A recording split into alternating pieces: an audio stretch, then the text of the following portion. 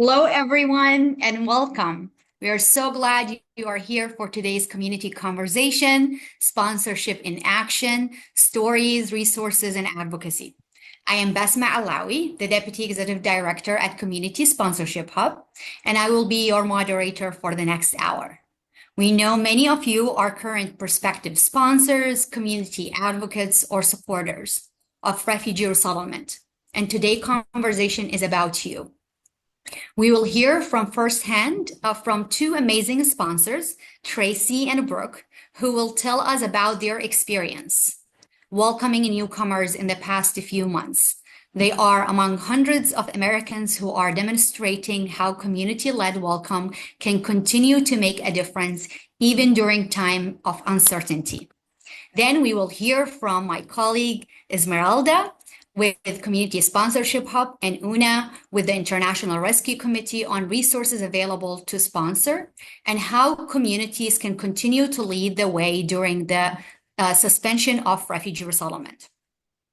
Finally, we will cover the latest policy updates on Welcome Corp and end with the next steps for advocacy that you can take. A few housekeeping notes. This session is being recorded, and we will share the recording and links to resources discussed during the call today. For questions, our team is monitoring the Q&A section, so make sure to enter your question in the Q&A box at the bottom of your screen. So let's get started. I want to invite Brooke and Tracy to really connect and really share about their experience. Brooke and Tracy, who both stepped up with others in their communities to welcome through the Sponsor Circle program. Brooke is the sixth-time sponsor. Yes, she is the sixth-time sponsor in Wisconsin, and Tracy is the first-time sponsor in Utah. So we will hear a very diverse experiences from both sponsors. Both Brooke and Tracy have long supported refugees and newcomers before they got involved in sponsorship.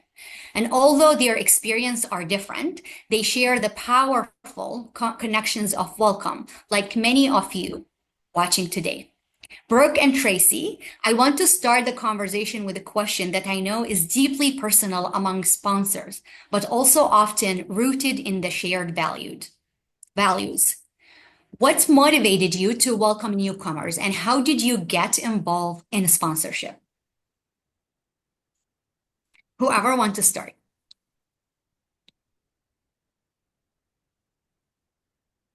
I can Yeah, if you you want. can go. Sure. So when I was 20 years old, I lived in Belgium and France for 18 months doing missionary work and community service with my church. And one night we were invited to this apartment of a Congolese mother and her baby who had just come from the Congo. We asked her to share her story with us, and she told us that one day she'd been out gathering firewood with her baby tied to her back, and when she came back to her village, she saw soldiers who had come in with machetes and were slaughtering everyone, and she hid in the bush. And when she finally went into her village, she found out that everybody, including her husband and all of her other children, had been killed. And she knew that she had to leave or the soldiers would come back and kill her and her baby as well. So she escaped into the jungle. And she told us that she walked for days, eating only roots. And she had to cross rivers that were so deep, she had to just put her baby on her head and walk through. She finally made it into the neighboring country to a refugee camp and was sent to Brussels. And we went to visit her in one of the poorest neighborhoods in Brussels. But she told us that it was when she was alone in the jungle that she knew that God lived because he was with her for every step of her journey. She wasn't alone. And every day I went out and I talked to these successful Europeans with jobs and families and houses. And they said, how can you say that a God exists when there's so much suffering in the world? And then I met this woman who had suffered more than anyone I had ever met in my entire life. And she had no complaints. She was full of this majestic light. And I was barely more than a teenager, but I knew that there was something inside of this woman that was different, a beauty that I did not see in the other people I met every single day. She saw the world differently than I had ever seen it before, and I wanted to know what it was that she saw in the world around her. So 20 years later, when I saw an advertisement for the Sponsor Circle program, that woman spoke to me. I wanted to sponsor refugees because of her, because of the refugees I met in the poorest neighborhoods in Brussels and La Louvière and Nancy. I wanted to know those people who face life with such courage and compassion and hope. I want to make sure that they weren't alone when they came to my home country. And that for me was kind of the beginning of it all. Thank you so much, Brooke, for sharing the story. And I'm sure this woman continue to be resilient, and I'm sure she is now giving back to many communities. Tracy. Yes, I think one of the reasons that we have felt in the past and now called to help people resettle here is my husband and I have been new in different countries abroad. Our most recent one, several years ago, we took our family to the Middle East for 3 years, and we were embraced by the people of the community and so much service done in our behalf to help us feel comfortable there. And we know what it's like to feel like a stranger in a strange land, and how those people were such a lifeline to us. And so when we returned from Abu Dhabi, that's when we started working with Congolese refugees. We had a couple of families at different times, but we were their touch point in the community. And then when this opportunity came up several months ago to join some families in our neighborhood and welcoming this Afghan family to our community, we were really excited about it and just really welcomed that opportunity to help someone resettle and really make a difference. We also feel very passionate about those who really want to better their lives and are willing to work and to take the leap to move to another country and to start a new life. And I realize that's so hard for them. We just feel passionate about supporting them in their journey to a better life. Thank you so much, Tracy. I think I talked to Brooke about that before, but the question I think to both of you. So now you had the inspiration, you found that there was way to and call to action. Brooke, what made you first decide that you want to take the first sponsorship journey? How was it? What was challenging about it? And I think I will go back to you, Tracy. This is your first sponsorship experience, so you are freshly going through challenges. So I would love to also hear from you how that's going. But Brooke, starting from you, you are pretty much becoming an expert in the sponsorship space. But I want you to remember the first sponsorship experience and how was it, and what was challenging, and how you overcome these challenges. So when we first decided to do this, I was like super excited about it. And we like texted some friends and they all said, yeah, we'd like to do it with you. And so like 2 or 3 weeks later, I started doing the training for sponsor circles and I was completely overwhelmed. Honestly, I was in shock. I could not believe what was expected of sponsors. And I remember thinking, okay, so actually I was excited about this, but this was not what I was planning on signing up for. And I actually have 6 children. My youngest at the time was 18 months old. She was teething, she wasn't sleeping. And I was thinking about like how I had to find them housing and help them learn English and help them get a job and help them figure out transportation, all these different things. And I was thinking about all of the soccer games and the cross country meets and the plays and all these things that my children are involved in. And I just thought, I can't do this actually. And I was kind of, feeling a lot of chagrin because I just like gotten all these people really excited about it. And I was thinking, I'm gonna have to go back and tell them that actually, I don't know if this is possible. Like, how could they ever ask a private citizen to do this? And for me, I'm a person of faith, and my sponsorship journey has been very much tied up in my faith. I really feel like, as the founding fathers did, that there is like an almighty God who looks over our country and cares about every person in it and cares about every person who comes to it, right? And so I went and knelt and prayed, and I said, I know like I really felt like I was supposed to do this, but I don't think I can do it. I'm really sorry. I think I'm going to fail you, but I can't do this. And I just felt like heard this voice that said to me, like, didn't I ask you to do it? And I was like, well, yeah, I mean, you did, but you didn't tell me what it was going to entail. And he said, just do it and I'll do it with you. It's going to be okay. And for me, it was probably the greatest leap of faith in my entire life, just to say, okay, I'm going to do the very best that I can. And I'm going to try and just hope that sending that out into the universe is going to like produce a positive result. And one of the things that scared me the most actually was fundraising. Like I'm not an influencer by any means. I have inactive social media accounts because I hate social media. And we're transplants to Wisconsin. Like I didn't feel like I was deeply rooted in my community. And I just thought, how am I ever going to do this? And so we just decided we're just going to do our best. We're just going to try. And so we did like a couple of bake sales, which sounds so ridiculous at the high school, And I just talked to everybody I knew about what we were doing. And I have been shocked, just shocked at the generosity of the community around us, of Americans in general, like wholly and completely overwhelmed. We have been able to sponsor 6 families because of you, because of people in our community. And I can tell you that if you send that positive light out into the world, if you just decide to do it, that the universe is going to conspire to help you. Like it just all comes together. It's been shocking to me every single time. Well, fundraising and really going from I want to do it to actually doing it, converting in between was the too challenging. And then after that, 6 families you sponsored. That's amazing. Thank you for sharing. And I think fundraising across the board is something that we hear sponsors always struggle around.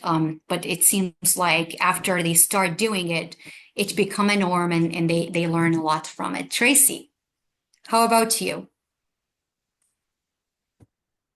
Just my initial experience. Yes. Yes. Yes. What challenging is still because you are still in it and how you are overcoming some of these challenges. Yes, I have to admit that was a surprise to me of what this entailed. When our neighbors asked us to do this with them, we thought that they just wanted us to donate money. And we quickly realized after the family came that no, this was like an everyday thing, that we were going to be taking them to English class until they got transportation and figuring out driver's licenses and jobs and all these things. And this is ongoing because they've only been here like a month now, 5 weeks. But it's really been fulfilling to be able to do this kind of work because I feel like we are making a difference and we have so much responsibility with this organization. That's what I really like about this program is it gives us a lot of responsibility. We're not it's not someone else's job to do all of these things, and that we really can make a difference. It's been a learning curve figuring out exactly what resources are available and where to go for help and all of this. But as we keep putting one foot in front of the other, things start materializing. And so we're getting there every day. I'm going to take Salim to a job interview at Home Depot today, and we're just crossing our fingers. And we've gotten some good job leads. And so, but it's also been really fun to just get to know them as individuals. And we've had this family to our house for several times to dinner. And then a couple of days ago, all the women in our group took Zulina, the mom, to a tulip festival in our area. And so it's just been really fun to really make lifelong friends with this family and then also with the families that we're working with. So that's been a really beautiful evolution that I wasn't expecting when we first entered into this project. So. Thank you for sharing, Tracy. I will say it also sponsorship engage the whole family. To your point, you are inviting them over for dinner, or you are going over with the family. And I along my family also became sponsors. And the other day, I asked my daughter, who's just turned 13, about her reflection around this experience. She's like, Mom, I feel so good. I feel like a tourist guide, taking a new family and showing them my neighborhood and my community and the zoo. And every time I take them to somewhere new, I need to explain what this place about. And it just really amazing seeing how my 13 years old looking at this experience and how she see herself now as a guide for the new family coming in. Thank you so much for sharing. I think my next question is, Brooke, you mentioned that you took trainings in the beginning and So it seems like there were some kind of support and resources available that you felt there was around. I think that's my question to both of you. What kind of resources or support you have seen? We understand that sponsors are responsible actually for welcoming and making sure that the refugee family for the first 3 months and after are well integrated and feel welcome in their new home. And you are doing a lot of it alone, but there are some organizations supporting or resources or trainings. I would love to hear from you what kind of resources that you felt it was very helpful in that journey of sponsorship. And it's you still see it helpful, and you invite other people who want to become sponsors to check them out because they will not feel alone in this journey. So, Brooke, maybe you share, and Tracy, feel free to take it after. Sure. So Sponsor Circles itself has been incredible. Like we were given the most amazing, I don't even know what you'd call it, just kind of like a caseworker or something who was over us. And she was always immediately available. Whenever I would message her or email her, she became honestly, actually, she feels like now like a best friend. But she was so helpful. We also connected to our state refugee coordinator, and she has been incredible. There was 1 or 2 times where I came to like a block where I was having a hard time with state benefits or something else, and all I had to do was email her, and she would just like open up all the doors. She was so amazing. And then, of course, there are local community organizations who have just been wonderful. Like everybody I talked to, it's been such a beautiful community experience for me to see all of the organizations around me that I had no idea existed and who are there to support immigrants to our country. And it's been really beautiful. It's made a huge difference. And Brooke, just to make sure people are understanding, so there is the sponsor group who are supported and mentored by sponsor circle umbrellas, who during their journey, they make sure that there is an organization overseeing, supporting, and also monitoring. And there is a 30 days report, 90 days report to make sure that both sponsors and refugees have the best experience. So just checking in. The state refugee coordinator, each state have a state refugee coordinator who oversee the resettlement program. And I'm so glad, Brooke, that you are sharing that the local state refugee coordinator you have been very helpful and supportive to your work. Tracy, any resources that you felt have been helpful to you as you are going now through this journey?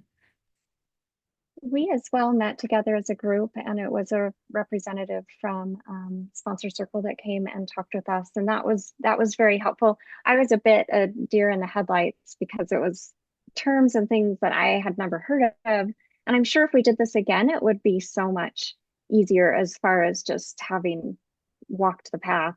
But as we've gone forward, recently, a really great resource has been Job Corps, where Salim's been able to go and get we're hoping to set him up with potential job training, and then they help him find a job. And so that we've been finding it's been really hard to find a job. So that may be a great resource for us. And then just the local resources like Brooke was saying, here it's been Utah Valley Refugee Center, and then also my hometown. They have English classes and support groups that way. And we've reached out to the Islamic Center in the area, and that was wonderful during Ramadan to go to. So it has been wonderful to see what is available. But I have to say that's been just because it's our first time, it's been a journey figuring out what is there. And some things we found, several weeks into the process that, oh, that's there. And so I'm sure we'd do a lot better next time, but we have felt supported from Sponsor Circle. That's amazing. So I think last question to both of you, what surprised you? Is there anything that you felt throughout the process that you were surprised about in the sponsoring, in the whole experience, in interacting with the refugee family? What surprised you? And whoever want to go first, Tracy or Brooke? I feel bad I'm always going first. Do you want to go first, Tracy? Go for it. Okay. No, you're fine. Status quo. So we just welcomed a family from Iraq like 5 or 6 weeks ago, and we recently moved them to Milwaukee so they could live near the Iraqi community, which is probably about half an hour away from us. They'd been staying in an Airbnb close to our house while we looked for housing. And the week that they moved them, I thought they were going to be so excited to finally be somewhere permanent. But the mother texted me to ask what day they were moving. And I told her, and she said, really sadly, oh, I was hoping the move to the new house would be delayed because we love you guys more than the Arabs. And if the decision was up to me, we would choose to live next to you because you're like our family. And I thought when I started sponsoring that I was making a huge sacrifice of time and energy so that I could help someone else have a better start to life in America. I hoped that I would be making a newcomer's life better. I've been astounded by how sponsorship has changed me. It's made my life happier. Every single day of my life is happier and more joyful because of my experience with refugee families. It's made me more connected to my community, both my American community in Pewaukee and the immigrant community that's scattered throughout my county. My life is more full of hope and light and purpose and joy. Our family is bigger than ever before, and they speak Spanish and Arabic and Pashto and Dari and Russian and Ukrainian. My life has never felt so meaningful or so full. So I wanted to change someone else's life for the better, and I had no idea that the end result of sponsorship would be to change my life so drastically. Mm. Thank you, Brooke. Yeah, that was beautiful, Brooke. And I have to say that's been my biggest surprise is how it's benefited me and also my family. We've only been in the area for a year now. And so I didn't really know these neighbors very well. And so just through connecting with this refugee family, I'm also connecting with my neighbors and having dinner with them, going to the Tulip Festival. We're constantly texting back and forth about how we're helping this family. And then also our friendship with this family. And it is so fulfilling to serve. And sometimes it's hard to find a meaningful way to serve. At least sometimes it feels hard to do that. Well, this gives you an abundance of ways you can serve, but it's things we can do because we're local here and we know where the resources are. So we feel very empowered and able to help. And if we don't know the solution, we can pick up a phone and we can call someone and just ask around and we get to the bottom of it. And so it's just been a joy and has brought so much fulfillment to my life. And I love the responsibility that Sponsor Circle gives. It's not, we're waiting on a program to do it and then we're just off to the side, but we're actually the ones that are really steering the ship, and it's just very fulfilling. Thank you so much, Tracy and Brooke. Really, thank you for your openness and really honesty. Your stories are incredibly powerful and remind us what a difference we can make in our own communities as part of a national movement of welcome. I myself, who work remotely in a national organization, it's been 2 years since I have been sitting behind my desk doing a lot of national work, and not until I sponsored. Now I am on a every weekend we are connecting in our local community and really having plans of how the week gonna look like for the family, how we gonna help them, what each one of us doing. If one of the kids in having a doctor appointment, who gonna drive the kids to that doctor appointment. It's becoming our community becoming closer and closer every single day because our work around this family. So it's been really a privilege to sponsor and welcome. So now we get to be very inspired about how to do it, what are the challenges, and what surprised us. I really want to give an opportunity for people to learn in this call how sponsorship works. So now we will hear from Esmeralda and Una, two leaders who work closely with the sponsors and communities across the country. They will share what support is available for sponsors and how you can stay connected. So I want to start with Esmeralda. Can you share a little bit more about how the Sponsor Circle program works, and how we can get more people excited and sign up to sponsor after today's call? Esmeralda. Hi, everyone. My name is Esmeralda Hoskoy, and I currently manage the Sponsor Circle program. And I'm here to sort of tell you a little bit about what that is and how it's working. So we want to make sure to know that this is a program that's open to any individual who's really interested in volunteering and doing what you just heard from Brooke and Tracy today. Individuals who want to go ahead and experience volunteerism at the local community level. Individuals that want to expose themselves to really opening their doors, not just to welcoming another community, but also just general exposure to the life and experiences of other people.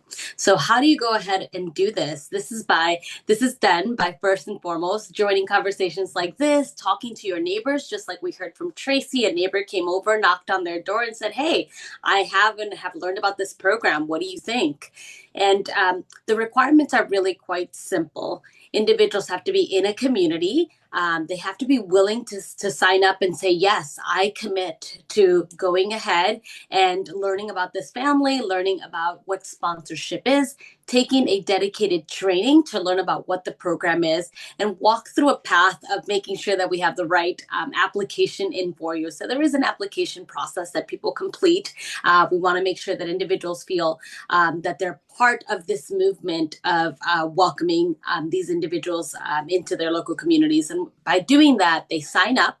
They do a background check. They certainly go ahead and get community members. While there's currently the list of signing up is at least 3 members, but we recommend more. And we've learned that so many more others contribute to their volunteerism.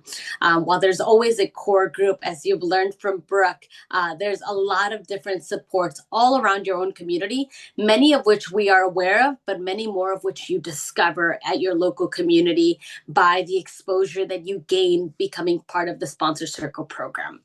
So that's part of how you get engaged. We'll go ahead and share out with you today links about how to sign up, how to register. We have plenty of resources for you to learn about what this involves and welcoming during the sponsorship period and the core services that sponsors have to meet. As you heard from Brooke and Tracy, it seemed like initially a lot of tasks and a lot of work, and it is. However, it is also extremely rewarding to help welcome someone and help them walk through, connect to, and integrate into your communities. So, other things that are provided around you. After completing an application and after our vetting is completed, you sort of wait. You wait to be matched with a case.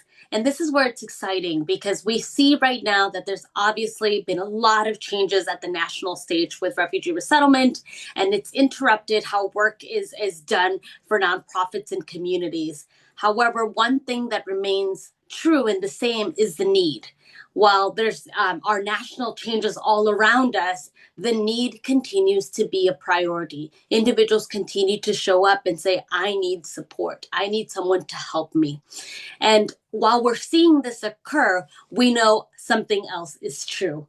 The need is there, and our sponsors are also there. So one of the things that we need to continue to do is have our sponsors raise their hand and say, we know there's a need that CSH and other organizations have identified. I'm raising my hand to help out, to show up, to support, and to help fill that need at this moment when so many are still trying to figure out what is next step, what is available.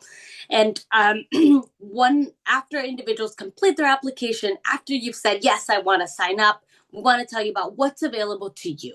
What help do I get? What support do I get? So as you heard earlier in the conversation, there was not only are you obviously with your neighbors, with your friends, getting help and learning from each other about your community, there's also something called the Sponsor Circle umbrella.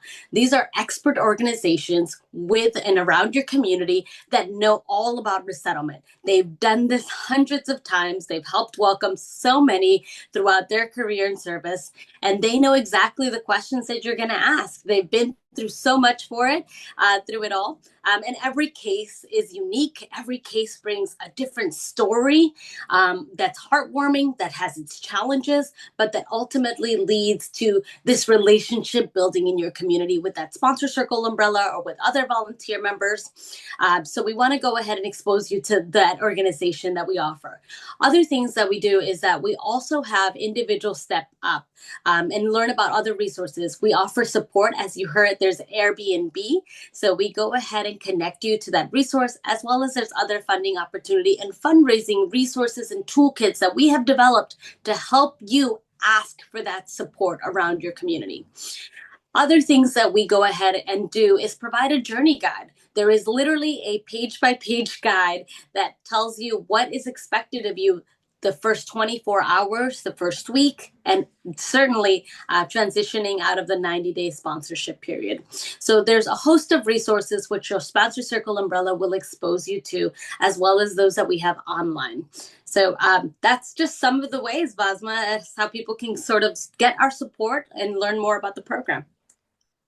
Thank you so much, Esmeralda. And Esmeralda from our team have been really instrumental in supporting all of the Sponsor Circle umbrellas and really leading the post-arrival support and making sure the refugees have what they need through the sponsors after they arrive. Thank you so much, Esmeralda, for breaking things down for the community. I want to also bring Una on. So Una, as part of the team at the International Rescue Committee and a trusted partner and resettlement agency, can you give us a look into some of the common challenges new sponsors might face and the resources still available to them at this moment? Absolutely, Basma. Thank you so much for having me here. Hi, everybody. Good afternoon or good morning, depending on where you are. I want to go back and say, like, yes, challenges, definitely several, and yes, many resources, as Esmeralda stated.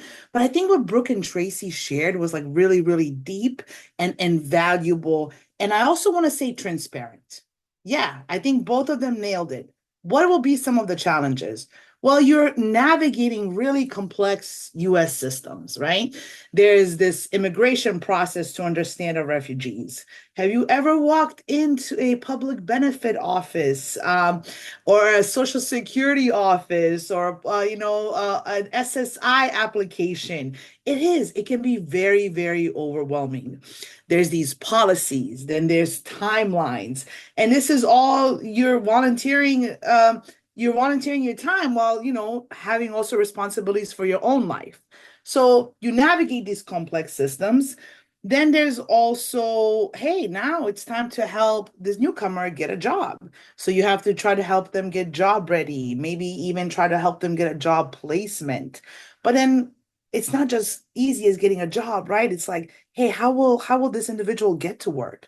Do I have to teach them how to use the bus? Do I have to enroll their child into childcare? And how does their schedule match with my schedule? And then everybody's biggest challenge, and I think the two sponsors on this call will agree with me, is the housing, right? How can you really secure like affordable housing? It is very difficult. So, Brooke, I give you a lot of props. You said that you just secured a new a housing unit for one of your families. Hey, you just met the biggest challenge. And before we used to say, oh, housing is a challenge in blank city. Well, housing is a challenge all across the United States. I don't think it matters where you live anymore. So yes, there's challenges. Absolutely. But then as everything that Esmeralda said, there's ways that you overcome these challenges. So while it's challenging, it doesn't mean it's impossible, right? Difficult does not mean impossible.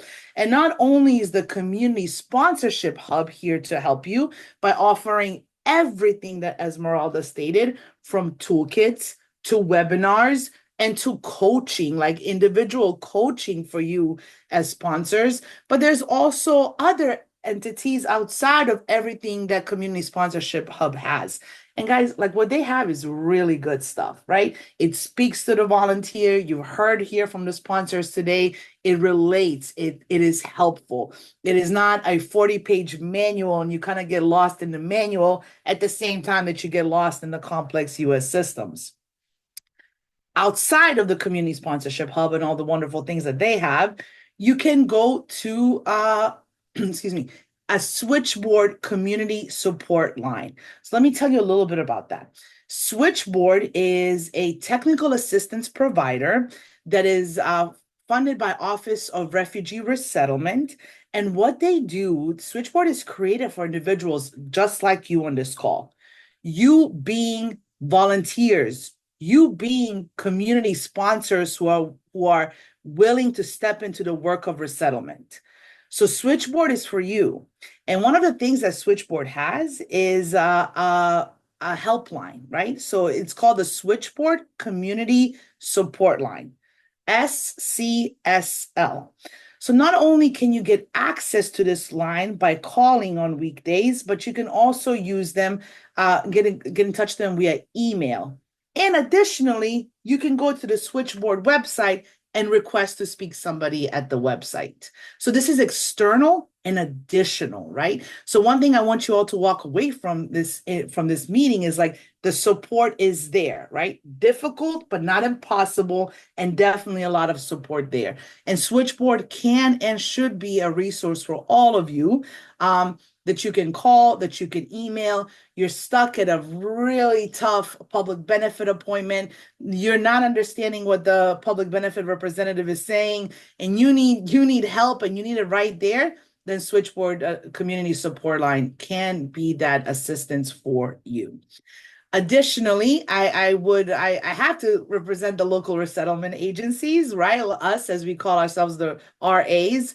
Many resettlement agencies do provide materials, they provide referral services, and they can partner up with you all as sponsors for support. So going to Google real quick, typing up resettlement agency in Wisconsin and seeing what pops up. You can, the RA can be a really big assistance to you and your family that you're supporting in this type of situation. So yes, Basma, hard work, fruitful work, but work that can be overcome by all the wonderful support that has been provided. Thank you so much, Una, and thank you for International Rescue Committee and all of the organizations on the ground who continue to find a way to help, given all of the challenges we have at the moment. So it's really incredible to see how much support sponsors still have and how communities are stepping up to welcome, even during the suspension of the resettlement and the Welcome Corps and the U.S. Refugee Admission Program.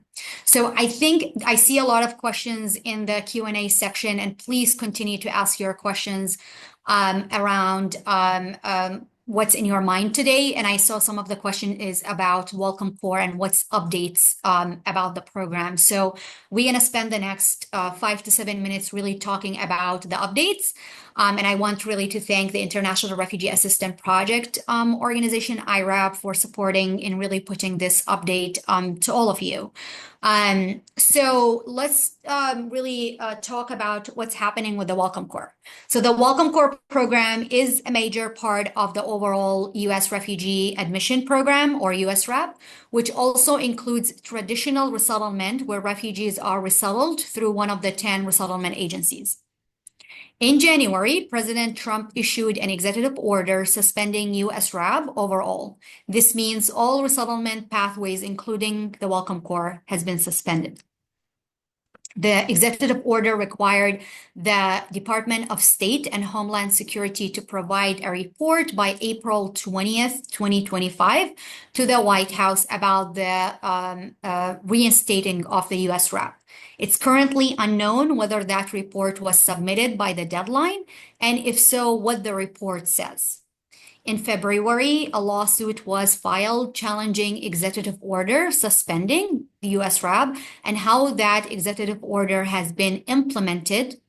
The International Refugee Assistance Project, IRAP, is representing a combination of some resettlement agencies and some individuals, refugees in various situations with regards to their refugee processing, and would be Welcome Corps sponsor group in Washington State in the lawsuit as well. The case called Pasito v. Trump has had a lot of back and forth, but the current status is a federal court issued a preliminary injunction against the executive order, meaning that the court thinks allowing the USRAP to be suspended while the details play out in court would cause harm to the refugees who have been left in limbo, as well as refugee serving agencies who had their federal funds frozen. The lawsuit is ongoing, and we don't have a final verdict yet. For now, the government has been ordered to continue processing and resettlement for refugees who were conditionally approved as of January 20th, 2025, and had their immediate travel ban plans, like scheduled flights, appended. The government must proceed with moving forward and resettling the cases that fall in the conditionally approved category. This is estimated to be in thousands. The really important note here that we do not have a way to look up who qualifies as conditionally approved, and we cannot tell you if your case will move forward. So we cannot answer any case-specific questions. We know that many refugees, including named Welcome Corps cases, will be excluded because they won't be considered conditionally approved by terms of the court decision. We don't know yet what those terms are, but we are hopeful that at least some groups will be able to welcome. There is a lot of uncertainty still. All of the parties involved in the lawsuit are now working on a plan for the government to comply with the injunction while the case continues. We will continue to provide updates as the case unfolds. My colleague is also dropping in the chat the link to IRAP updates on the case. Because the Welcome Corps not accepting application, this means the Welcome Corps application portal is also closed. New applications cannot be submitted, and current users are unable to log into their accounts. We understand this may be actually disappointing if you were preparing to apply or want to check the status of your application. All Welcome Corps communication throughout the application process were shared via email with your group coordinator. So they should have a record of your application progress in their inbox. So please connect with your coordinator to make sure you check the emails history to make sure you have all of the information there. We don't know yet when or if the portal will reopen, but you can continue to stay connected to CSH newsletter, updates, and community conversation like today to receive updates on both the Welcome Corps and other sponsorship pathways. Now, we shared about the updates. Now, I am sure there is always a way for you to take action and advocate for resettlement and for welcoming refugees through the different pathways we talked about. We have heard from sponsors and you in the chat on why this work is matter. Now let's talk about how you can help protect sponsorship and refugee resettlement programs. Right now, refugee resettlement faces serious challenges. We don't know if or when refugee admission will be restored, or what sponsorship opportunities will be available when that happens. But your voice, your story can make a real difference. We are asking everyone here today to take action by contacting your elected officials or sharing your story to add to the growing demand for sponsorship programs. In the past few months, tens of thousands of Americans have called, written, or met in person with their elected officials. And we need to continue to remind our elected officials why community-led programs around welcoming work is important to voters, and call for safe, humane pathways that allow refugees and other forcibly displaced people to find safety in our communities. And how to take action today. There are 3 ways to take action: advocate, volunteer, and donate. And our team will drop in the chat ways you can do that. Also, we have our friends in the coalition of Now Private Sponsorship, a network of organizations supporting private sponsorship in the US, are also holding an upcoming call-in hour on Tuesday, May 13 at 4 p.m. Eastern for sponsors. So if you don't know how to call your elected officials and you are not sure how to do that, please attend the call on Tuesday, May 13 at 4 p.m. Eastern. This call will actually walk through how to contact your elected officials, and then you will be able to call your member of Congress and ask them to support refugee resettlement and sponsorship. Also, our team will drop this link in the chat, but also we will follow up with the follow up from this conversation with all of the links that needed. We know every email, every call, every conversation help protect the future of welcoming work. And we know that always welcoming refugees have been supported by all parties, and we want to make sure that your voice heard. Now I want to bring really all of our amazing leaders back to this conversation. And I want to ask one last question before we close the call for today. And please come in, unmute, and put yourself on camera and answer this one question. What is one thing you want others to know about sponsorship? It could be called to your elected officials or your communities or people who are interested to sponsor, but they are not sure. Share one call to action or one thing that you want people to know about the work we are doing. And maybe we can start with Una because I see Una on my bigger screen.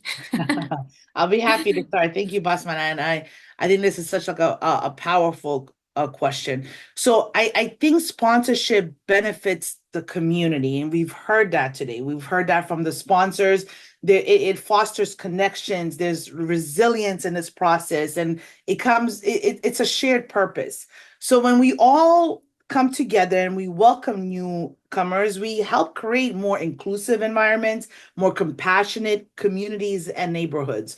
So like that is why sponsorship matters. Sponsorship matters not just for the newcomer, not just for you, but it really matters for the communities that we all live in, that we all serve, and it contributes to a really vibrant civic life.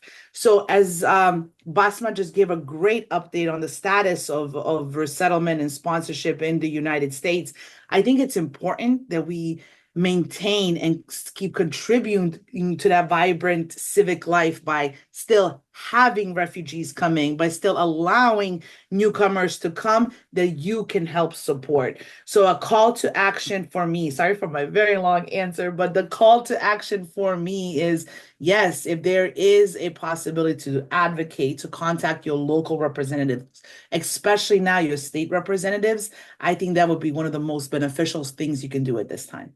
Thank you, Basma. Thank you so much, Una. Brooke?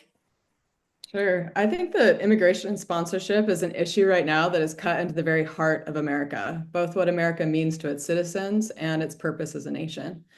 And Thomas Paine, one of our founding fathers, who's most famous for his pamphlet, Common Sense, that had a huge influence on the American Revolution and the forming of our country as it still stands today, said, "The Reformation was preceded by the discovery of America, as if the Almighty graciously meant to open a sanctuary to the persecuted in future years, when home should afford neither friendship nor safety." And James Madison, who's another founding father, famously said that conscience is the most sacred of all property.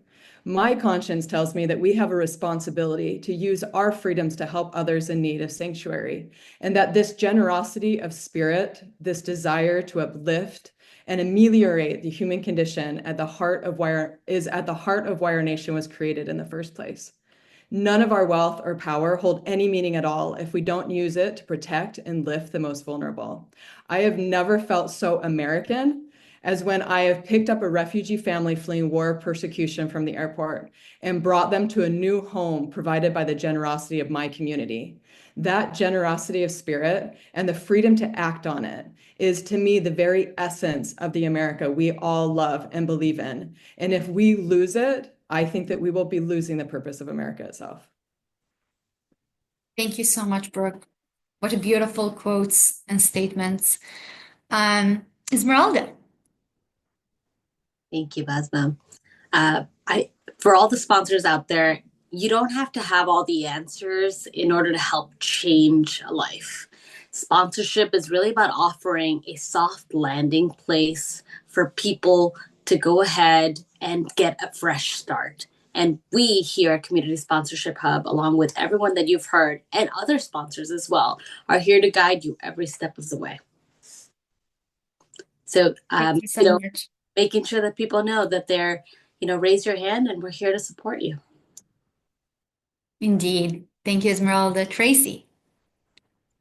My call to action would be just to learn about sponsorship and really consider how it does bring growth to the community and then to the people coming to America, and how it's a very healthy system as far as it is empowering, and it gives responsibility, and it gives people a way to act. And I think as we all take action, and as those coming take action, that it brings about growth. And so it's a program that's built on sound principles. So to learn about it and consider it. Thank you so much, Tracy. And thank you so much for our speakers for today's conversation. As I said in the beginning, we will send a follow-up email with a link to the recording, resources shared today, and ways that you can stay involved.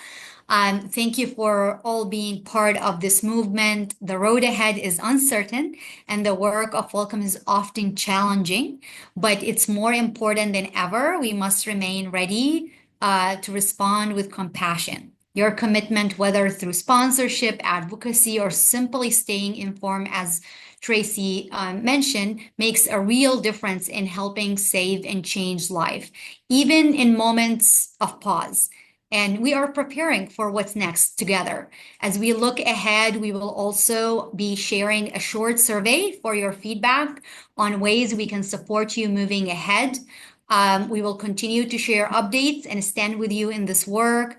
Our next conversation will be Tuesday, June 17, to celebrate World Refugee Day with a week of action. So I want you to stay tuned for toolkit and ways to take action during that month. And really until then, thank you so much for joining. I really appreciate your time today. And hopefully you leave today advocating, donating, supporting, and sponsoring. We really appreciate your time, and I hope you have a great rest of your day. Thank you.